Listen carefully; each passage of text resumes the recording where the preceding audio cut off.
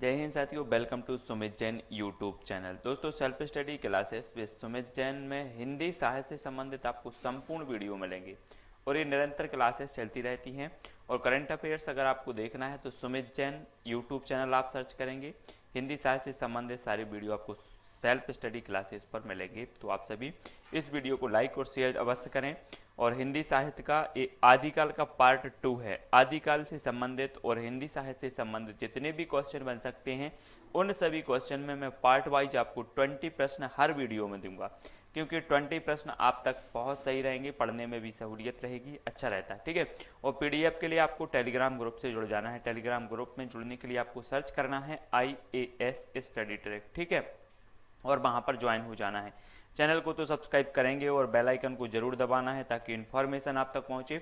आज का जो हमारा पहला प्रश्न है वो क्या है, डॉक्टर नरोत्तम स्वामी ने रासो शब्द की व्युत्पत्ति किस शब्द से मानते हैं, या डॉक्टर नरोत्तम स्वामी रासो शब्द की व्युत्पत्ति किस शब्द से मानते हैं। अब आपको बताना है, तो इसका सही उत्तर जो होगा वो क्या होगा, रसिक। रसिक मतलब कोई एक व्यक्ति तो होगा जो रसिक से मानते हैं, या नरों में जो उत्तम है वो एक व्यक्ति होगा, तो रसिक से मानते हैं। तो यानी कि जो विकल्प नंबर 2 है वो इसका सही हो जाएगा, कई बार एग्जाम में पूछा गया है, तो याद रखना है। अगला जो हमारा प्रश्न है, साहित्य का इतिहास जनता की चित्तवृत्ति का इतिहास है, ये किसने कहा है।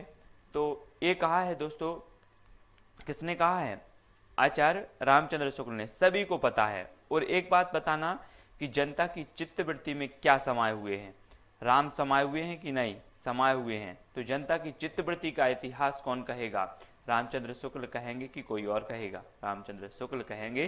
तो इस प्रकार से याद भी करो। और अपभ्रंश एवं ब्रज भाषा के योग से कौन सी भाषा बनती है, तो जल्दी से आपको बताना है। तो इसका सही उत्तर हो जाएगा दोस्तों, ये कई बार एग्जाम में पूछा गया क्वेश्चन है, अपभ्रंश एवं ब्रज भाषा के योग से बनती है पिंगल, यानी कि विकल्प नंबर 2 इसका सही हो जाएगा। अब इसको कैसे याद रखना है, अब अपन कहें कि ब्रजभाषी जो होते हैं वो खतरनाक होते हैं, और ब्रजभाषी से क्या नहीं लेना है, पंगा नहीं लेना है। तो पंगा नहीं लेना है, तो अपभ्रंश और ब्रजभाषा को मिलाएंगे तो पंगा नहीं लेना, तो पंगा से पिंगल बन जाएगा। ठीक है, इस प्रकार से याद भी हमें करना है। अच्छा, रामचंद्र शुक्ल जी ने सूफी काव्य परंपरा का प्रथम ग्रंथ किसे माना है, तो वो माना है दोस्तों मृगावती, यानी कि जो विकल्प नंबर 3 है वो इसका सही हो जाएगा। अब एक बात बताना कि जो रामचंद्र जी थे सभी लोग जानते थे, ये किसके पीछे पीछे दौड़ रहे थे, मृगा के दौड़ रहे थे कि नहीं।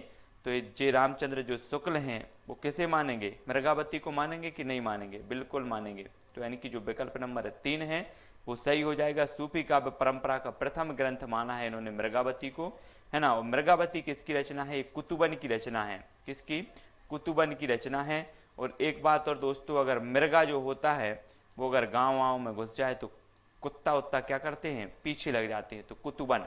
इस प्रकार से याद करते जाओ, याद करना है, वास्तविकता से कोई लेना देना नहीं। सत्यवती कथा के लेखक कौन है, तो सत्यवती कथा के लेखक हैं दोस्तों कौन है, जल्दी से बताना है। उत्तर होगा विकल्प नंबर 1 ईश्वर दास। और एक बात बताना कि आप सभी लोग बोलते हैं ईश्वर सत्य है, ईश्वर सत्य है, और सत्यवती कथा किसकी होगी, ईश्वर की होगी कि आपकी, हमारी तो माई होगी, होगी लेकिन ईश्वर की जरूर होगी। तो सत्यवती कथा ईश्वर दास की ये जो है रचना है। नेक्स्ट है, डॉक्टर रामकुमार वर्मा ने संधि काल की समय सीमा क्या मानी, मोस्ट इंपॉर्टेंट, याद रख लेना। रामकुमार वर्मा से एक क्वेश्चन पूछा जाता है कि चारण काल नाम किसने दिया है आदिकाल की समय सीमा को। तो देखना, यहाँ जो आदिकाल की समय सीमा कोई विद्वान 1000 से 1375 मानते हैं और कोई 1050 से 1375 मानते हैं। तो यहाँ पर याद रखना है कि जो आदिकाल की समय सीमा 1000 से 1375 है, इसे रामकुमार वर्मा ने चारण काल कहा है। और यहाँ पर पूछा गया है कि डॉक्टर रामकुमार वर्मा ने संधि काल की समय सीमा क्या मानी है, तो संधि काल की समय सीमा इन्होंने 750 से 1000 जो है मानी है, और 1000 से 1375 इन्होंने इसे चारण काल नाम दिया है। 1375 से 1700 इसे भक्ति काल नाम दिया है, और 1700 से 1900 इसे रीति काल नाम दिया है। तो आपको याद रखना है कि चारण काल किसने कहा है, तो चारण काल रामकुमार वर्मा जी ने भी कहा है, और जॉर्ज ग्रियर्सन ने भी चारण काल की संज्ञा दी है। तो इस प्रकार से आपको ध्यान रखना है, याद रखना है। बीसलदेव रासो के रचनाकार कौन है, तो बीसलदेव रासो जो रचना है वो रचना है दोस्तों नरपति नाल की। और अब एक चीज बताना कि यहाँ पर पति शब्द होता है तो पति 20 नहीं होते, पति एक होता है, तो बीसल देवरासु किसकी रचना होगी? नरपति नाल, है ना, नरपति एक ही होता है तो नरपति नाल, 20 नहीं होते तो बीसल देवरासु नरपति नाल। कई बार हर एग्जाम में ये क्वेश्चन तो पूछ ही जाता है। और ये बीसल देवरासु जो है ये गीति काव्य है, ये चीज भी आपको पूछ लिया जाता है कभी कभी कि बीसल देवरासु किस प्रकार का ग्रंथ है, किस प्रकार की रचना है। तो इस प्रकार से भी आपको खंड काव्य, महाकाव्य, गीति काव्य, मुक्तक काव्य, इस प्रकार से ऑप्शन दिए जाते हैं। तो ये गीति काव्य है और ये नरपति नाल की रचना है, तो इसको याद रखना है। शिलाओं पर लिखित ग्रंथ है, तो शिलाओं पर जो लिखित ग्रंथ है दोस्तों वो राउल बेल है। राउल बेल क्या है? आपने देखा होगा कि शिलाओं में बेल बेल बनी होती हैं इस प्रकार से, तो राउल बेल ये शिलाओं पर अंकित जो है ग्रंथ है। और इसे चंपू काव्य भी कहा जाता है ना, ये चंपू काव्य गद्य पद्य के मिश्रण से जो रचना बनती है, जो जिस रचना में गद्य पद्य का मिश्रण होता है उसे चंपू काव्य कहते हैं। तो ये राउलवेल चंपू काव्य है और ये शिलाओं पर अंकित है, तो ये चीज आपको याद रखनी है, ठीक है। हिंदी वीर काव्य कृति की रचनाकार कौन है? तो इसका जो सही उत्तर होगा वो होगा टीकम सेन। अब एक चीज बताना दोस्तों, वीरों को आपने देखा होगा कि वीर लोग क्या करते हैं? टीका लगाते हैं। टीका लगाते हैं कि नहीं लगाते? लगाते हैं। तो ये जो वीर काव्य जो कृति होगी वो किसकी होगी? टीकम सेन की होगी, याद रखो।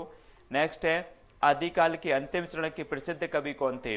तो अंतिम चरण के जो प्रसिद्ध कवि थे दोस्तों वो अमीर खुसरो थे। अमीर खुसरो की पहेलियां आपने सुनी होंगी। और अंतिम चरण की बात होती है तो आपको पता होगा कि व्यक्ति अपने अंतिम चरण तक क्या सोचता है कि मैं अमीर बन जाऊं। जब तक आदमी मर नहीं जाता अपने अंतिम चरण तक सोचता है मैं अमीर बन जाऊं। तो अंतिम चरण के जो प्रसिद्ध कवि होंगे वो कौन होंगे? अमीर खुसरो होंगे। तो इस प्रकार से याद भी करना है, पढ़ते भी जाना है, ठीक है। अगला जो हमारा क्वेश्चन है कि हिंदी के विधेयवादी साहित्य इतिहास के आदम प्रवर्तक शुक्ल जी नहीं प्रत्युत ग्रियर्सन है, यह कथन किसका है? तो दोस्तों आपने पढ़ा होगा कि पद्धतियां होती हैं इतिहास लेखन की, साहित्य इतिहास लेखन की पद्धतियां होती हैं, जिसमें से एक पद्धति का नाम है विधेयवादी पद्धति। और विधेयवादी पद्धति के जो प्रचुर जो प्रवर्तक माने जाते हैं वो असल में शुक्ल जी माने जाते हैं। लेकिन यहाँ पर किसने कहा है कि विधेयवादी साहित्य इतिहास के आदम प्रवर्तक जो है शुक्ल जी नहीं प्रवर्तक प्रत्युत ग्रियर्सन है? तो किसने कहा है? वो कहा है नलिन बिलोचन शर्मा ने कहा है, ठीक है। तो ये याद रखना, नलिन बिलोचन जी ने। और बिलोचन मतलब लोचन, और इन्होंने अपनी आंखों से देखा है, लोचन से देखा है कि शुक्ल जी नहीं ग्रियर्सन है। तो हमें तो याद रखना है इस प्रकार से कि ये कोटेशन जो है वो किसने कही है, ये बात किसने कही है। तो नलिन बिलोचन शर्मा, यानी कि जो विकल्प नंबर 2 है वो इसका सही हो जाएगा। हिंदी का सबसे प्राचीन छंद कौन सा है?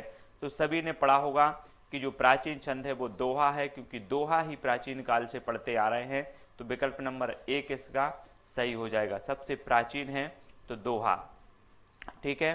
FEK ने a history of Hindi literature में हिंदी साहित्य को कितने कालों में विभक्त किया है? तो कितने कालों में विभक्त किया है आपको बताना है। तो इसका जो सही उत्तर होगा वो क्या हो जाएगा? वो होगा 4, यानी कि जो विकल्प नंबर 1 है वो सही है। FEK साहब ने a history of Hindi literature में हिंदी साहित्य को 4 भागों में बांटा है, याद रखना है आपको, ये बहुत ही महत्वपूर्ण है, एग्जाम में पूछा जाता है और कम ही प्रश्न ये पुस्तकों में मिलता है जो भी आप पढ़ते हैं। नेक्स्ट है अवधूत मत किसे कहते हैं? ये अवधूत मत भी कई बार पूछा गया है, तो अवधूत मत आपको बताना है किसे कहते हैं। तो ये कहते हैं नाथ संप्रदाय, नाथ संप्रदाय है ना। तो ये सिद्ध संप्रदाय, नाथ संप्रदाय आपने पढ़े होंगे, है ना। नाथों की संख्या कितनी बताई गई है? 9 नाथों की संख्या बताई गई है और 84 सिद्धों की संख्या बताई गई है। और ये अवधूत मत कहा जाता है तो वो नाथ संप्रदाय को कहा जाता है, ठीक है, ये भी याद रखो। 63 सलाका पुरुषों के जीवन का वर्णन हुआ है, तो काय में हुआ है 63 सलाका पुरुषों का? वो हुआ है महापुराण, यानी कि जो विकल्प नंबर 3 है वो इसका सही हो जाएगा। इसमें 63 सलाका पुरुषों का वर्णन हुआ है महापुराण में। अब जो हमारा अगला प्रश्न है, सिद्धों ने कौन सी भाषा शैली में रचनाएं की हैं? सिद्धों ने भाषा शैली को अपनाया है, तो कौन सी भाषा शैली को अपनाया है? तो इसका सही जो उत्तर होगा वो होगा संधा, संधा भाषा शैली। ये एग्जाम में पूछा गया महत्वपूर्ण प्रश्न है, संधा भाषा शैली को अपनाया है, सभी को पता होगा, नहीं पता है तो याद रखो संधा, संध्या, संधा, इस प्रकार से विकल्प आपको दिए जाएंगे, लेकिन आपको थोड़ा सा अच्छे से देखना है और संधा को चूज करना है, तो संध्या भाषा शैली में। ठीक है, नेक्स्ट है शिवसेन सेंगर ने हिंदी का प्रथम कवि किसे माना है? तो शिवसेन सेंगर ने हिंदी का जो प्रथम कवि माना है वो पुष्य या पुंड को माना है। ठीक है, अब एक चीज बताना दोस्तों, शिव की यहाँ पर बात आती है और शिव के ऊपर हम क्या चढ़ाते हैं? पुष्प चढ़ाते हैं। तो शिवसेन सेंगर जो साहब जी हैं वो प्रथम कवि किसे मानेंगे? पुष्य या पुंड को मानेंगे कि नहीं मानेंगे? क्योंकि हम क्या करते हैं?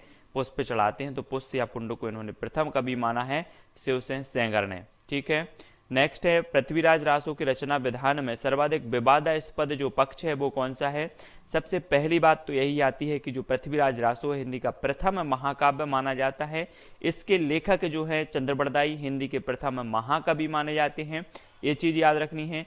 पृथ्वीराज जो रासो है, अगर आदिकाल में बात की जाती है कि आदिकाल में छंदों का अजायब घर किसे कहा जाता है, तो वो पृथ्वीराज रासो को कहा जाता है। और पूछा जाता है कि छंदों का अजायब घर किसे कहा जाता है, और उसमें अगर रामचंद्रिका नाम आता है तो उत्तर वही होता है। ठीक है, लेकिन फिलहाल आदिकाल में जो छंदों का अजायब घर कहा जाता है वो पृथ्वीराज रासो को कहा जाता है। और पृथ्वीराज रासो की अगर बात करें तो इसमें 69 छंद हैं। ठीक है, 69 सर्ग हैं, थोड़ी सर्ग हैं, और सर्ग को क्या कहा जाता है? इसमें समय कहा जाता है, तो ये चीज भी आपको याद रखनी है। और फिलहाल यहाँ पर जो क्वेश्चन पूछा गया है कि पृथ्वीराज रासो की रचना विधान में सर्वाधिक विवादास्पद पक्ष कौन सा है, तो इसकी ऐतिहासिकता है। मोस्ट इंपॉर्टेंट क्वेश्चन है, पृथ्वीराज रासो से हमेशा एक प्रश्न आपका बनेगा ही हिंदी साहित्य वाले एग्जाम में, तो ऐतिहासिकता से संबंधित इसका जो है विवादास्पद पक्ष है, इसकी ऐतिहासिकता है ना। नेक्स्ट है बीसलदेव रासो का काव्य रूप क्या है? देखो, बीसलदेव रासो का मैंने कहा था कि इसके जो रचनाकार हैं वो नरपति नाल हैं, लेकिन बीसलदेव रासो का जो काव्य रूप माना जाता है वो गीति काव्य माना जाता है, यानी कि जो विकल्प नंबर 2 है वो इसका गीति काव्य है। तो ये चीज आपको याद रखनी है। बीसलदेव रासो निम्न में से प्रबंध काव्य है, तो ऐसे भी पूछा जाता है कि प्रबंध काव्य कौन सा है, तो बताना है आपको। प्रबंध जो काव्य है वो जयमयंक जस चंद्रिका। ठीक है, और प्रबंध काव्य के आपने भेद देखे होंगे, खंड काव्य और महाकाव्य, और यहाँ पर प्रबंध काव्य पूछा गया है, तो जो प्रबंध काव्य है वो जयमयंक जस चंद्रिका है, मधुकर कवि की ये रचना है, तो ये चीज भी आपको याद रखनी है। और दोस्तों अब आपकी बारी है कि आपको एक कमेंट में उत्तर जरूर लिखना है कि हिंदी साहित्य के आदिकाल को सिद्ध सामंत युग किसने कहा है। अगर आपसे ये प्रश्न बनता है तो कमेंट में आपको जरूर लिखना है।